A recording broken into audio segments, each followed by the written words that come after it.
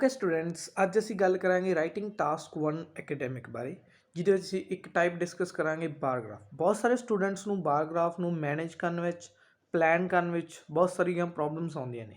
उन्हां नूं ये प्रॉब्लम आउंदी है कि असीं किहड़ियां मेन फीचर्स आ जिन्हों असीं BP1 विच लिखीए ते किहड़ियां मेन फीचर्स आ जिन्हों असीं BP2 विच लिखीए। मतलब कि कोहेजन एंड कोहेरेंस नूं किवें ठीक कीता जावे। अज असीं इहदे बारे गल करांगे कि कोहेजन एंड कोहेरेंस विच जिहड़े अपने बैंड स्कोर आ उन्हां नूं किद्दां इंप्रूव कीता जा सकदा है।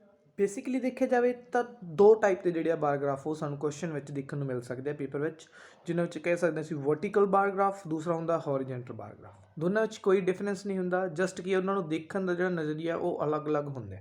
ठीक है, होंगे दोनों सेम ही नहीं। सो प्लीज़ जे दोनों तुहानूं हॉरिजेंटल आ जाता, क्योंकि यूजली की देखा जाता वर्टिकल बारग्राफ ही ज़्यादातर एग्जाम में देखने को मिलता है। जो हॉरिजेंटल भी आ जाता तो don't need to worry about it. ਜਿਹੜੇ क्वेश्चन ਦੀ ਅਸੀਂ ਅੱਜ ਗੱਲ ਕਰਾਂਗੇ ਉਹ ਕੀ ਹੈ, ਪਹਿਲਾਂ ਦੇਖੋ ਪਹਿਲਾ ਸਟੈਪ ਕੀ ਹੁੰਦਾ ਹੈ ਸਾਡਾ ਜਦੋਂ ਕੋਈ ਵੀ ਅਸੀਂ ਬਾਰਗ੍ਰਾਫ ਲਿਖਣਾ ਹੈ ਤਾਂ ਐਨਾਲਾਈਜ਼ ਕੁਐਸਚਨ ਕੇਅਰਫੁਲੀ, ਕਿ ਅਸੀਂ ਕੁਐਸਚਨ ਦੇਖਣਾ ਹੈ, ਉਹਦੇ ਵਿੱਚ ਸਬਜੈਕਟ ਦੇਖਣਾ ਕੀ ਹੈ, ਡਾਟਾ ਦੇਖਣਾ ਹੈ, ਮੈਜ਼ਰਮੈਂਟਸ ਦੇਖਣੀਆਂ ਜਿਹੜੀਆਂ ਯੂਨਿਟਸ ਉਹ ਕਾਹਦੇ ਵਿੱਚ ਦਿੱਤੀਆਂ ਹੋਈਆਂ। ਤਾਂ ਪਹਿਲਾਂ ਅਸੀਂ ਦੇਖ ਰਹੇ ਹਾਂ ਜਿਵੇਂ ਕਿ ਇਹਦੇ ਵਿੱਚ ਦਿੱਤਾ ਹੋਇਆ ਕਿ ਜਿਹੜਾ ਬਾਰ ਚਾਰਟ ਹੈ ਬਿਲੋ ਉਹ ਸਾਨੂੰ ਕੀ ਦੱਸ ਰਿਹਾ, ਕੰਟਰੀਬਿਊਸ਼ਨ ਦੱਸ ਰਿਹਾ ਡਿਫਰੈਂਟ ਸੈਕਟਰਸ ਦੇ ਇੰਡੀਆ ਦੀ GDP ਦੇ ਵਿੱਚ। ਠੀਕ ਹੈ, ਤੁਹਾਨੂੰ ਥੋੜਾ ਜਿਹਾ ਜਿਹੜੀ ਹੈਗੀ ਨੌਲੇਜ ਇੰਡੀਆ ਦੀ GDP ਦੀ ਹੋਣੀ ਚਾਹੀਦੀ ਹੈ, मतलब नॉलेज नहीं, मतलब ਤੁਹਾਨੂੰ ਇਹ ਪਤਾ ਹੋਣਾ ਚਾਹੀਦਾ ਕਿ ਇੰਡੀਆ ਦੀ GDP ਹੁੰਦੀ ਕੀ ਹੈ। ਫॉर एग्जांपल ਤੁਸੀਂ ਇਹਨੂੰ ਕੀ ਕਹਿ ਸਕਦੇ ਹੋ, ਇੰਡੀਆ ਦੀ ਇਕਨੋਮੀ ਕਹਿ ਸਕਦੇ ਹੋ, ਇੰਡੀਆ ਦੀ ਵੈਲਥ ਕਹਿ ਸਕਦੇ ਹੋ, ਜਿਹਦੇ ਵਿੱਚ ਤਿੰਨ ਸੈਕਟਰ ਐਗਰੀਕਲਚਰ, ਇੰਡਸਟਰੀ ਤੇ ਸਰਵਿਸਿਜ਼ ਦਾ ਜਿਹੜਾ ਹੈਗਾ ਹੈ ਉਹ ਕੰਟਰੀਬਿਊਸ਼ਨ ਦਿੱਤਾ ਹੋਇਆ ਹੈ 1960 ਤੋਂ ਲੈ ਕੇ 2000 ਦੇ ਵਿੱਚ। ਠੀਕ ਹੈ, ਤਾਂ ਮੇਨਲੀ ਕੀ ਹੈ, ਤਿੰਨ ਸੈਕਟਰ ਦਾ ਡਾਟਾ ਦਿੱਤਾ ਹੋਇਆ ਜਿਨ੍ਹਾਂ ਦਾ ਪਰਸੈਂਟ ਵਾਈਜ਼ ਜਿਹੜਾ ਹੈਗਾ ਕੰਟਰੀਬਿਊਸ਼ਨ ਇਹਦੇ ਵਿੱਚ ਦੱਸਿਆ ਹੋਇਆ। सैकेंड स्टैप होंगे वो असीं तीन चीज़ा देखते हैं। जिवें पहला की सिलैक्ट दी मेन फीचर्स, मतलब कि असीं मेन फीचर्स जिहड़ियां हैगियां सिलैक्ट करनी है। ठीक है, सैकेंड स्टैप की है right about the main features, तो उन्होंने मेन फीचर्स बारे असीं ब्रीफली लिखना है जिन्होंने असीं आपदे ओवरऑल विच इनकलूड करांगे। ठीक है, उस तो बाद थर्ड स्टैप की है कंपेयर दी मेन फीचर्स, मतलब कि असीं उन्होंने मेन फीचर्स नूं BP1 ते BP2 विच कंपेयर करांगे अते उन्हां नूं होर डिटेल विच लिखांगे। टू दी आंसर, ਜਦੋਂ ਅਸੀਂ ਕੋਈ ਵੀ ਪਰਫੈਕਟ ਆਨਸਰ ਲਿਖਣਾ ਹੈ, ਜਿਹੜਾ ਕਿ ਇੱਕ ਡਿਮਾਂਡ ਕੀਤਾ ਜਾਂਦਾ ਕਿ 7 ਬੈਂਡ ਜਾਂ 8 ਬੈਂਡ ਵਾਲਾ ਅਸੀਂ ਰਾਈਟਿੰਗ ਟਾਸਕ 1 ਦਾ ਜਿਹੜਾ ਆਨਸਰ ਲਿਖਣਾ, ਤਾਂ ਉਹਦੇ ਵਿੱਚ ਜਿਹੜੇ ਹੇਠ ਲਿਖੇ 7 ਮਤਲਬ ਕਿ ਪੁਆਇੰਟਸ ਆ ਇਹ ਜ਼ਰੂਰ ਤੁਹਾਨੂੰ ਕੇਅਰਫੁਲੀ ਪਹਿਲਾਂ ਦੇਖਣੇ ਆ। ਜਿਵੇਂ ਪਹਿਲਾ ਕੀ ਹੈ ਕਿ what information do the two axes give, ਕਿ ਜਿਹੜੇ ਦੋ ਐਕਸਸ ਹੈਗੇ ਆ ਸਾਡੇ ਕੋਲ, ਦੋ ਲਾਈਨਸ ਹੈਗੀਆਂ, ਇੱਕ ਵਰਟੀਕਲੀ ਹੁੰਦੀ ਹੈ, ਇੱਕ ਹੌਰੀਜੈਂਟਲੀ ਹੁੰਦੀ ਹੈ, ਕਿ ਉਹ ਸਾਨੂੰ ਕਿਹਦੇ ਬਾਰੇ ਡਾਟਾ ਦੇ ਰਹੀ ਹੈ। ਫॉर एग्जांपल ਜਿਵੇਂ ਉਹਨਾਂ ਵਿੱਚ ਯੂਜ਼ਲੀ ਕੀ ਹੁੰਦਾ, ਜਿਹੜੀ ਇੱਕ ਹੁੰਦੀ ਹੈ ਉਹ ਈਅਰ ਬਾਰੇ ਦੱਸ ਰਹੀ ਹੁੰਦੀ ਹੈ, ਜਾਂ ਡੇਜ਼ ਬਾਰੇ ਦੱਸ ਰਹੀ ਹੁੰਦੀ ਹੈ, ਜਾਂ ਸਾਨੂੰ ਮੰਥਸ ਬਾਰੇ ਦੱਸ ਰਹੀ ਹੁੰਦੀ ਹੈ, ਜਦ ਕਿ ਦੂਸਰੀ ਜਿਹੜੀ ਹੁੰਦੀ ਉਹ ਸਾਨੂੰ ਪਰਸੈਂਟੇਜ ਬਾਰੇ ਦੱਸ ਰਹੀ ਹੁੰਦੀ ਹੈ, ਨੰਬਰ ਬਾਰੇ ਦੱਸ ਰਹੀ ਹੁੰਦੀ ਹੈ, ਜਾਂ ਫਿਰ ਅਮਾਊਂਟ ਬਾਰੇ ਦੱਸ ਰਹੀ ਹੁੰਦੀ ਹੈ। ठीक है, उस तो बाद असीं देखना है इज़ इट डायनामिक और स्टैटिक। जिवें कि स्टैटिक ते डायनामिक विच भी बहुत सारे स्टूडेंट्स को कन्फ्यूजन होंदी है। वो स्टैटिक है जिहड़ा उहनूं डायनामिक की फॉर्म च लिख देंगे, डायनामिक नूं स्टैटिक की फॉर्म च लिखते हैं।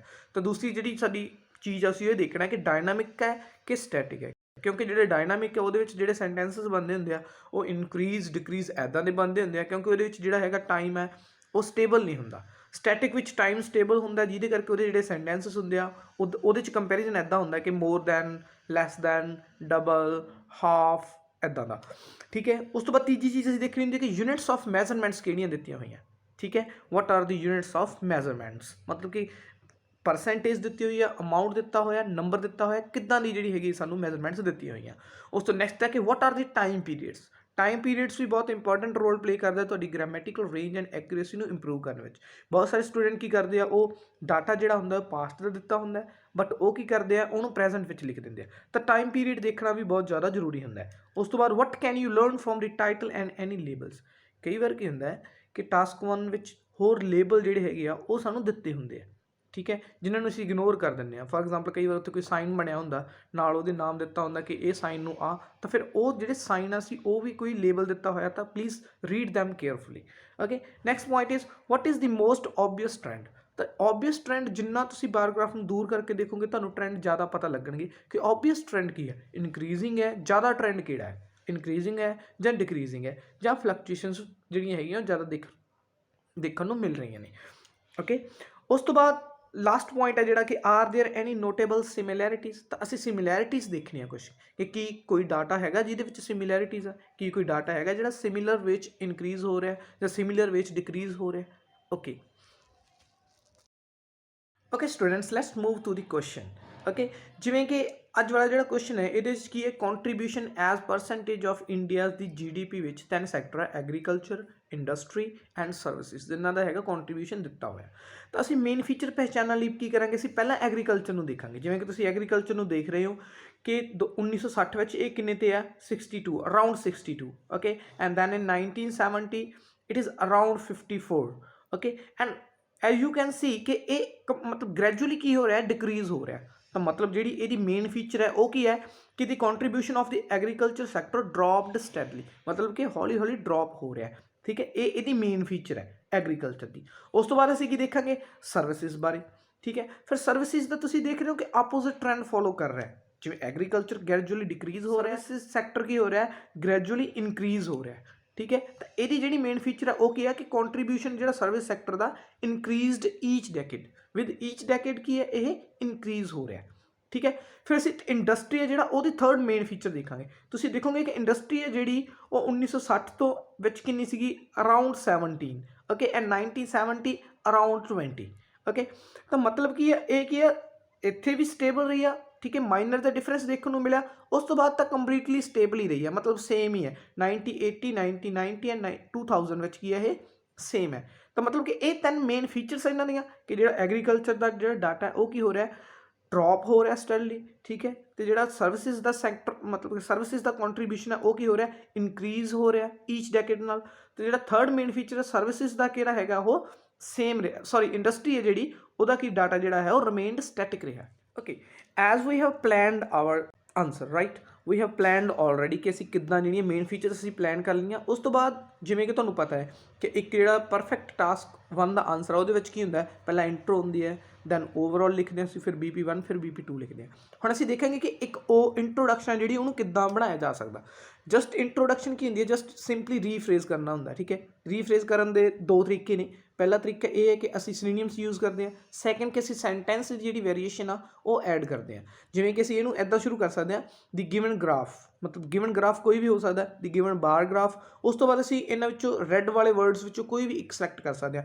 ਇਲਸਟਰੇਟ, shows, depicts, represents, provides, gives, compares, information about। Information about ਤੋਂ ਬਾਅਦ ਅਸੀਂ ਜਿਹੜਾ ਵੀ ਉਹਦਾ ਸਬਜੈਕਟ ਹੋਊਗਾ, ਜਿਹੜੀ ਵੀ ਚੀਜ਼ ਬਾਰੇ ਸਾਨੂੰ ਜਿਹੜਾ ਹੈਗਾ ਉਹ ਇਨਫੋਰਮੇਸ਼ਨ ਦੇ ਰਿਹਾ ਹੋਊਗਾ, ਉਹਨੂੰ ਅਸੀਂ ਇਹਦੇ ਵਿੱਚ ਐਡ ਕਰਾਂਗੇ। ਠੀਕ ਹੈ, ਉਸ ਤੋਂ ਬਾਅਦ ਆਉਂਦਾ ਕਿ ਜਿਹੜਾ ਟਾਈਮ ਪੀਰੀਅਡ ਉਹਨੂੰ ਕਿੱਦਾਂ ਮੈਂਸ਼ਨ ਕੀਤਾ ਜਾਵੇ। ਟਾਈਮ ਪੀਰੀਅਡ ਨੂੰ ਮੈਂਸ਼ਨ ਕਰਨ ਦੇ ਦੇਖੋ ਬਹੁਤ ਸਾਰੇ ਤਰੀਕੇ ਆ। ਤੁਸੀਂ over the span of 5 years, over the span of 10 years ਇੱਦਾਂ ਦੇ ਵਰਡਸ ਵੀ ਲਿਖ ਸਕਦੇ ਹੋ। ਤੁਸੀਂ ਇਹਨਾਂ ਵਿੱਚੋਂ ਵੀ ਸਿਲੈਕਟ ਕਰ ਸਕਦੇ ਹੋ। ਜਿਵੇਂ ਕਿ ਇਹਦੇ ਵਿੱਚ 10 ਸਾਲ ਦਾ ਡਾਟਾ ਦਿੱਤਾ ਹੋਇਆ ਸੀ ਹੈ ਨਾ, ਤਾਂ ਤੁਸੀਂ ਲਿਖ ਸਕਦੇ during the time period of 10 years 1 decade okay, between dash and dash, in the year of dash. ਠੀਕ ਹੈ, ਕਿ ਇਹ ਸਾਲ ਵਿੱਚ ਡਾਟਾ ਦਿੱਤਾ ਹੋਇਆ। ਜਾਂ ਤੁਸੀਂ ਇਹਨੂੰ ਇਹ ਵੀ ਕਹਿ ਸਕਦੇ ਹੋ ਫਰੋਮ ਡੈਸ਼ ਟੂ ਡੈਸ਼। ਠੀਕ ਹੈ, ਮਤਲਬ ਬਿਟਵੀਨ ਤੇ ਐਂਡ ਦਾ ਜਿਹੜਾ ਹੈਗਾ ਉਹ ਕੰਬੀਨੇਸ਼ਨ ਬਣਦਾ ਹੁੰਦਾ ਹੈ ਫਰੋਮ ਤੇ ਟੂ ਦਾ। ਬਹੁਤ ਸਾਰੇ ਸਟੂਡੈਂਟ ਕੀ ਕਰਦੇ ਆ, ਬਿਟਵੀਨ ਐਂਡ ਟੂ ਲਾ ਦਿੰਦੇ ਆ। ਠੀਕ ਹੈ, ਫਰੋਮ ਐਂਡ ਲਾ ਦਿੰਦੇ, ਜਿਹੜਾ ਕਿ ਬਿਲਕੁਲ ਗਲਤ ਹੁੰਦਾ। ਬਿਟਵੀਨ ਦੇ ਨਾਲ ਹਮੇਸ਼ਾ ਐਂਡ ਲੱਗਦਾ, ਫਰੋਮ ਦੇ ਨਾਲ ਹਮੇਸ਼ਾ ਟੂ ਲੱਗਦਾ। ਓਕੇ, ਜਿਵੇਂ ਅਸੀਂ ਦੇਖਿਆ ਹੁਣ ਕਿ ਕਿੱਦਾਂ ਅਸੀਂ ਇੰਟਰੋ ਦਾ ਫਾਰਮੈਟ ਹੈ ਨਾ, ਉਸ ਨੂੰ ਅਸੀਂ ਇੰਟਰੋ ਨੂੰ ਲਿਖ ਸਕਦੇ ਹਾਂ। ਤਾਂ ਜਿਹੜਾ ਅੱਜ ਵਾਲਾ ਕੁਐਸਚਨ ਹੈ ਅਸੀਂ ਉਹਦੀ ਇੰਟਰੋ ਮਤਲਬ ਕਿ ਲਿਖੀ ਹੋਈ ਹੈ ਉਸੇ ਫਾਰਮੈਟ 'ਚ। ਜਿਵੇਂ ਕਿ ਕੁਐਸਚਨ ਇਹ ਸੀਗਾ ਕਿ the bar chart below shows the sector contribution to India's gross domestic product from 1960 to 2000। ਤਾਂ ਅਸੀਂ ਫਰੋਮ 1960 to 2000 ਅਸੀਂ ਕੀ ਲਿਖਤਾ, ਬਿਟਵੀਨ 1960 ਐਂਡ 2000। ਠੀਕ ਹੈ, ਫਿਰ ਅਸੀਂ ਸ਼ੋਜ਼ ਦੀ ਜਗ੍ਹਾ 'ਤੇ ਇੱਕ ਵਰਡ ਯੂਜ਼ ਕਰ ਲਿਆ ਇਲਸਟਰੇਟਸ। ਤਾਂ ਅਸੀਂ ਕੀ ਲਿਖਿਆ, ਦੀ ਬਾਰ ਗ੍ਰਾਫ ਇਲਸਟਰੇਟਸ। ਉਸ ਤੋਂ ਬਾਅਦ ਦੀ sector contribution India's gross domestic product, India ਦੀ ਗ੍ਰੋਸ ਡੋਮੈਸਟਿਕ ਪ੍ਰੋਡਕਟ ਨੂੰ ਅਸੀਂ ਕਿਹੜਾ ਵਰਡ ਯੂਜ਼ ਕਰ ਲਿਆ, India the economy, to the Indian economy right. And ਫਿਰ ਅਸੀਂ ਜਿਹੜਾ ਸੈਕਟਰ ਕੰਟਰੀਬਿਊਸ਼ਨ ਸੀ ਉਹ ਅਸੀਂ ਸੈਕਟਰ ਮੈਂਸ਼ਨ ਕਰਤੇ ਕਿ ਕਿਹੜੇ ਕਿਹੜੇ ਸੈਕਟਰ ਆ, ਕਿ agricultural, industrial and services sectors ਦਾ ਜਿਹੜੇ ਠੀਕ ਹੈ ਉਹ ਮੈਂਸ਼ਨ ਕਰਤੇ ਸੀ। ਤਾਂ ਜਿਹੜੀ ਸਾਡੀ ਇੰਟਰੋ ਪੂਰੀ ਤਰ੍ਹਾਂ ਰੀਫਰੇਜ਼ ਹੋ ਕੇ ਇੱਦਾਂ ਜਿਹੜਾ ਹੈਗਾ ਸਾਡਾ ਆਨਸਰ ਬਣਿਆ, the bar graph illustrates the relative percentage contributions made by the agricultural, industrial and service sectors to the Indian economy between 1960 and 2000। ਮਤਲਬ ਕਿ ਅਸੀਂ ਜਸਟ ਕੀ ਕੀਤਾ, ਜਸਟ ਰੀਫਰੇਜ਼ ਕੀਤਾ। ਤਾਂ ਅਸੀਂ ਇੱਦਾਂ ਹੀ ਆਪਣੀ ਜਿਹੜੀ ਇੰਟਰੋ ਆ ਉਹਨੂੰ ਰੀਫਰੇਜ਼ ਕਰਕੇ ਲਿਖਣਾ। Okay, let's move to the overview। ਜਿਵੇਂ ਕਿ ਅਸੀਂ ਪਹਿਲਾਂ 3 ਮੇਨ ਫੀਚਰਸ ਆ ਜਿਹੜੀਆਂ ਹੈ ਨਾ ਉਹ ਆਈਡੈਂਟੀਫਾਈ ਕਰਕੇ ਰੱਖ ਲਈਆਂ ਸੀ। ਅਸੀਂ ਕੁਛ ਨਹੀਂ ਕਰਾਂਗੇ ਇਹਦੇ ਵਿੱਚ, ਕੀ ਕਰਾਂਗੇ ਅਸੀਂ ਜਿਹੜੀਆਂ ਸਾਡੀਆਂ ਮੇਨ ਫੀਚਰਸ ਆ, ਮੇਨ ਫੀਚਰ 1 2 3, ਉਹਨੂੰ ਅਸੀਂ ਕੀ ਕਰਾਂਗੇ ਬਰੀਫਲੀ ਜਿਹੜਾ ਹੈਗਾ ਓਵਰਵਿਊ ਵਿੱਚ ਡਿਸਕਸ ਕਰ ਲਾਂਗੇ। ਚਾਹੇ ਇਹਨਾਂ ਨੂੰ ਤੁਸੀਂ ਐਦਾਂ ਵੀ ਲਿਖ ਸਕਦੇ ਹੋ, ਤੁਸੀਂ ਇਹਨੂੰ ਰੀਫਰੇਜ਼ ਕਰਕੇ ਵੀ ਲਿਖ ਸਕਦੇ ਹੋ। ਐਂਡ ਜਿੱਥੇ ਤੁਹਾਨੂੰ ਲੱਗ ਰਿਹਾ ਕਿ ਦੋ ਆਪੋਜ਼ਿਟ ਟ੍ਰੈਂਡ ਫੋਲੋ ਹੋ ਰਿਹਾ, ਜਿਵੇਂ ਕੀ ਹੈ ਐਗਰੀਕਲਚਰ ਸੈਕਟਰ ਦਾ ਜਿਹੜਾ ਹੈਗਾ ਉਹ ਡਰੋਪ ਹੋ ਰਿਹਾ ਸਟੈਡਲੀ, ਰਾਈਟ, ਐਂਡ ਜਿਹੜਾ ਸਰਵਿਸਿਜ਼ ਸੈਕਟਰ ਆ ਉਹ ਕੀ ਹੋ ਰਿਹਾ ਇਨਕਰੀਜ਼ ਹੋ ਰਿਹਾ, ਤਾਂ ਦੋਨੋਂ ਆਪੋਜ਼ਿਟ ਹੈ। ਤਾਂ ਉਹਨਾਂ ਨੂੰ ਅਸੀਂ ਕੋਈ ਵੀ ਕੰਟਰਾਸਟ ਵਾਲਾ ਕਨੈਕਟਰ ਜਿਵੇਂ ਵਾਈਲ ਹੈ, ਹਾਊਐਵਰ ਆ, ਉਹ ਵਾਲਾ ਲਗਾ ਕੇ ਇੱਕ ਹੀ ਸੈਂਟੈਂਸ ਵਿੱਚ ਅਸੀਂ ਇਹਨੂੰ ਲਿਖ ਦਾਂਗੇ। ਜਿਵੇਂ ਕਿ ਅਸੀਂ ਪਹਿਲੇ ਸੈਂਟੈਂਸ ਵਿੱਚ ਲਿਖਿਆ ਕਿ over the hole time period the significance of agriculture ਡਿਕਲਾਈਨਡ ਸਟੈਡਲੀ, ਮਤਲਬ ਜਿਹੜੀ ਪਹਿਲੀ ਫੀਚਰ ਸੀ ਅਸੀਂ ਡਰੋਪਡ ਸਟੈਡਲੀ ਨੂੰ ਡਿਕਲਾਈਨਡ ਸਟੈਡਲੀ, ਮਤਲਬ ਉਹਨੂੰ ਰੀਫਰੇਜ਼ ਕਰਕੇ ਲਿਖਤਾ, ਠੀਕ ਹੈ। ਉਸ ਤੋਂ ਬਾਅਦ ਅਸੀਂ ਇੱਕ ਕੰਟਰਾਸਟ ਵਾਲਾ ਕਨੈਕਟਰ ਲਗਾਇਆ ਵਾਈਲ ਸਰਵਿਸਿਜ਼ ਗ੍ਰੂ ਇਨ ਇੰਪੋਰਟੈਂਸ ਡੈਕੇਡ ਬਾਈ ਡੈਕੇਡ, ਜਦ ਕਿ ਜਿਹੜੀ ਆ ਉਹ ਇਨਕਰੀਜ਼ ਹੋ ਰਹੀ ਹੈ ਈਚ ਡੈਕੇਡ ਨਾਲ, ਤਾਂ ਈਚ ਡੈਕੇਡ ਨੂੰ ਅਸੀਂ ਰੀਫਰੇਜ਼ ਕਰਕੇ ਲਿਖਤਾ ਡੈਕੇਡ ਬਾਈ ਡੈਕੇਡ, ਓਕੇ। ਤਾਂ ਮਤਲਬ ਕੀ ਹੈ ਅਸੀਂ ਇਹਨਾਂ ਦੋਨਾਂ ਸੈਂਟੈਂਸਸ ਨੂੰ ਇੱਕ ਹੀ ਸੈਂਟੈਂਸ ਵਿੱਚ ਓਵਰਆਲ ਵਿੱਚ ਲਿਖਤਾ।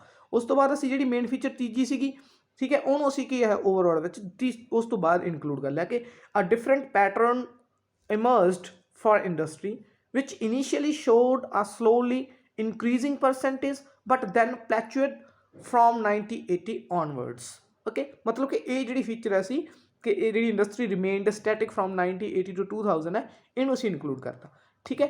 मतलब कि जो साडा ओवरऑल है जे असीं इनू पहला प्लान करते हैं मेन फीचर्स नूं, तां बहुत ईजी हो जाता स्टूडेंट साडे लई बनाउणा।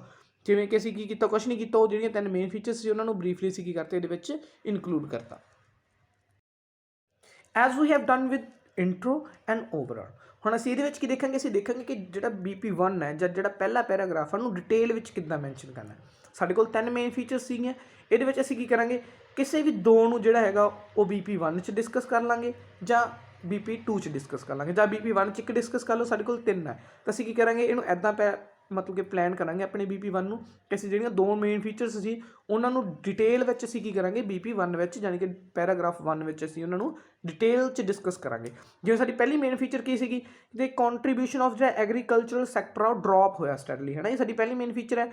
ਤੇ ਸੈਕੰਡ ਮੇਨ ਫੀਚਰ ਸੀਗੀ ਸਰਵਿਸ ਸੈਕਟਰ ਦਾ ਜਿਹੜਾ ਹੈਗਾ ਇਨਕਰੀਜ਼ ਹੋਇਆ ਸੀਗਾ। ਤਾਂ ਅਸੀਂ ਇਹਨਾਂ ਦੋਨਾਂ ਨੂੰ ਪਹਿਲਾਂ ਅਸੀਂ ਐਗਰੀਕਲਚਰ ਨੂੰ ਡਿਟੇਲ ਵਿੱਚ ਜਿਹੜਾ ਹੈਗਾ ਆਪਣੇ BP1 ਵਿੱਚ ਡਿਸਕਸ ਕਰਾਂਗੇ, ਬਾਅਦ ਵਿੱਚ ਅਸੀਂ ਜਿਹੜਾ ਹੈਗਾ ਸਰਵਿਸ ਸੈਕਟਰ ਦਾ ਕੰਟਰੀਬਿਊਸ਼ਨ ਆ ਉਹਨੂੰ ਡਿਟੇਲ ਵਿੱਚ ਅਸੀਂ ਡਿਸਕਸ ਕਰਾਂਗੇ।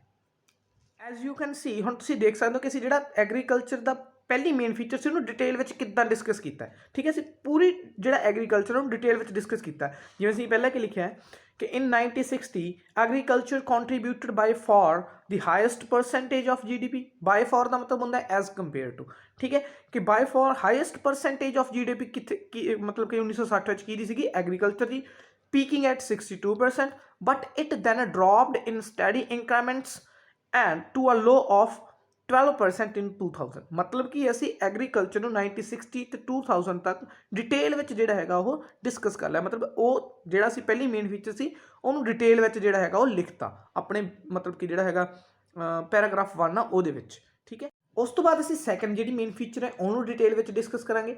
ਜਿਵੇਂ ਕਿ ਦੀ service sector on the other hand, ਮਤਲਬ ਕਿ ਅਸੀਂ ਕੰਪੈਰੀਜ਼ਨ ਕਰਤਾ ਪਹਿਲੇ ਨਾਲ ਔਨ ਦੀ ਅਦਰ ਹੈਂਡ ਲਿਖ ਕੇ, ਠੀਕ ਹੈ। On the other hand had a relatively minor impact on economy in 1960, ਮਤਲਬ ਅਸੀਂ ਇਹਨੂੰ ਵੀ 1960 ਤੋਂ ਲੈ ਕੇ 2000 ਤੱਕ ਪੂਰੇ ਡਿਟੇਲ ਵਿੱਚ ਡਿਸਕਸ ਕਰਾਂਗੇ ਕਿ had a relatively minor impact on the economy in 1960। this situation changed gradually at first, ਇਹ ਸਿਚੁਏਸ਼ਨ ਹੈ ਜਿਹੜੀ ਪਹਿਲਾਂ ਗ੍ਰੈਜੂਅਲੀ ਚੇਂਜ ਹੋਈ ਕਿਉਂਕਿ 1960 ਤੋਂ 1970 ਤੱਕ ਜਿਹੜਾ ਹੈਗਾ ਉਹ ਮਾਈਨਰ ਦਾ ਚੇਂਜ ਆਇਆ। ਤਾਂ ਅਸੀਂ ਕੀ ਕਹਿ ਸਕਦੇ ਹਾਂ ਕਿ this situation changed gradually at first, then its percentage contribution jumping from 28% to 43%। ਫਿਰ ਅਸੀਂ ਦੇਖਾਂਗੇ ਕਿ 1980 ਤੋਂ 1990 ਦੇ ਵਿੱਚ ਕੀ ਇੱਕ ਜੰਪ ਆਇਆ, ਠੀਕ ਹੈ, ਇੱਕ ਮਤਲਬ ਕਿ ਡਰਾਮੈਟਿਕ ਰਾਈਜ਼ ਆਇਆ ਜਿਹਨੂੰ ਅਸੀਂ ਕੀ ਲਿਖਤਾ ਕਿ ਕੰਟਰੀਬਿਊਸ਼ਨ ਜੰਪਿੰਗ ਫਰੋਮ 28% ਟੂ 43%, ਠੀਕ ਹੈ। ਉਸ ਤੋਂ ਬਾਅਦ ਅਸੀਂ ਕੀ ਲਿਖਿਆ ਨੈਕਸਟ ਸੈਂਟੈਂਸ ਕਿ ਬਾਈ 2000 it ਮੈਚਡ the highest point reached by agriculture ਇਨ 1960, ਕਿ 2000 ਵਿੱਚ ਇਹਨੇ ਉਹ ਵਾਲਾ ਪੁਆਇੰਟ ਮੈਚ ਕੀਤਾ ਜਿਹੜਾ 1960 ਵਿੱਚ ਐਗਰੀਕਲਚਰ ਨੇ ਮੈਚ ਕੀਤਾ ਸੀਗਾ, ਠੀਕ ਹੈ। ਸ਼ੋਇੰਗ ਅ ਰਿਵਰਸਲ ਇਨ ਦੀ ਓਵਰਆਲ ਟ੍ਰੈਂਡ, ਤਾਂ ਇਹ ਰਿਵਰਸ ਟ੍ਰੈਂਡ ਸ਼ੋ ਕਰ ਰਿਹਾ ਹੈ ਨਾ, ਜਿਵੇਂ ਐਗਰੀਕਲਚਰ ਕੀ ਸੀਗਾ ਡਿਕਰੀਜ਼ ਹੋ ਰਿਹਾ ਸੀਗਾ, ਇਹਨੇ ਕੀ ਹੈ ਰਿਵਰਸ ਟ੍ਰੈਂਡ ਸ਼ੋ ਕੀਤਾ ਤੇ ਇਨਕਰੀਜ਼ ਹੋ ਰਿਹਾ।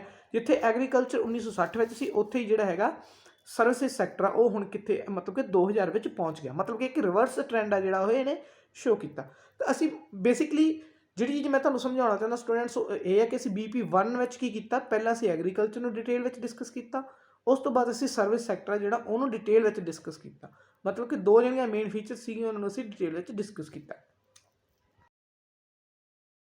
Okay student, let's move to the second detailed paragraph. ਜਿਵੇਂ ਕਿ ਅਸੀਂ ਪਹਿਲਾ BP ਹੈ ਜਿਹਦੇ ਵਿੱਚ ਅਸੀਂ ਐਗਰੀਕਲਚਰ ਅਤੇ ਸਰਵਿਸ ਨੂੰ ਡਿਟੇਲ ਵਿੱਚ ਡਿਸਕਸ ਕੀਤਾ, ਉਸੇ ਤਰ੍ਹਾਂ ਅਸੀਂ ਜਿਹੜਾ BP2 ਹੈ ਉਹਦੇ ਵਿੱਚ ਅਸੀਂ ਇੰਡਸਟਰੀ ਹੈ ਜਿਹੜੀ ਇੰਡਸਟਰੀ ਵਾਲਾ ਉਹਨੂੰ ਜਿਹੜੀ ਮੇਨ ਫੀਚਰ ਹੈ ਉਹਨੂੰ ਡਿਟੇਲ ਵਿੱਚ ਡਿਸਕਸ ਕਰਾਂਗੇ। ਜਿਵੇਂ ਕਿ ਜਿਹੜੀ ਮੇਨ ਫੀਚਰ ਕੀ ਸੀ ਸਾਡੀ ਕਿ ਇੰਡਸਟਰੀ ਰਿਮੇਨਡ ਸਟੈਟਿਕ ਫਰੋਮ 1980 to 2000, ਤੇ ਇਹਨੂੰ ਅਸੀਂ ਡਿਟੇਲ 'ਚ ਡਿਸਕਸ ਕੀਤਾ। Industry remained a steady contributor to India's wealth throughout the period, ਕਿ ਥਰੂ ਆਊਟ ਦੇ ਪੀਰੀਅਡ ਕੀ ਹੈ ਸਟੱਡੀ ਕੰਟਰੀਬਿਊਟਰ ਰਹੀ ਇਹ। As a sector, it grew marginally from 16 in 1960 to exactly a quarter in 1980, ਕਿ 1960 ਤੋਂ 1980 ਤੱਕ ਇਹ ਕੀ ਹੈ ਕੁਆਟਰ ਦਾ ਜਿਹੜਾ ਹੈਗਾ ਇਹ ਮਤਲਬ ਕਿ ਕੁਆਟਰ ਤੇ ਪਹੁੰਚ ਗਈ, ਇੱਕ ਕੁਆਟਰ ਤੇ ਮਤਲਬ 25% ਤੇ ਪਹੁੰਚ ਗਈ 1980 'ਚ, ਜਿਹਨੂੰ ਅਸੀਂ ਲਿਖਤਾ ਕਿ it reach to exactly a quarter in 1980, then remained static for next 2 decades. ਤੇ ਉਸ ਤੋਂ ਬਾਅਦ ਜਿਹੜੇ ਨੈਕਸਟ 2 ਡੈਕੇਡ ਸੀ ਉਹਨਾਂ ਵਿੱਚ ਕੀ ਰਹੀ ਹੈ ਸਟੈਟਿਕ ਰਹੀ ਹੈ, ਮਤਲਬ ਸਟੇਬਲ ਰਹੀ ਹੈ, ਕੋਈ ਚੇਂਜ ਨਹੀਂ ਆਇਆ ਇਹਦੇ ਵਿੱਚ, ਹੈ ਨਾ। Maintaining a constant share of overall GDP, ਤਾਂ ਮਤਲਬ ਕਿ ਇਹਨੇ GDP ਦਾ ਜਿਹੜਾ ਓਵਰਆਲ ਸ਼ੇਅਰ ਹੈ ਉਹਨੂੰ ਕੌਨਸਟੈਂਟ ਰੱਖਿਆ ਹੈ, ਠੀਕ ਹੈ। ਤਾਂ ਮਤਲਬ ਕਿ ਅਸੀਂ ਕੀ ਕੀਤਾ ਹੈ ਇੰਡਸਟਰੀ ਵਾਲਾ ਜਿਹੜਾ ਪਾਰਟ ਸੀਗਾ ਉਹਨੂੰ ਅਸੀਂ ਇਹਦੇ ਵਿੱਚ ਕੀ ਹੈ ਡਿਟੇਲ ਵਿੱਚ ਡਿਸਕਸ ਕਰ ਲਿਆ। ਤਾਂ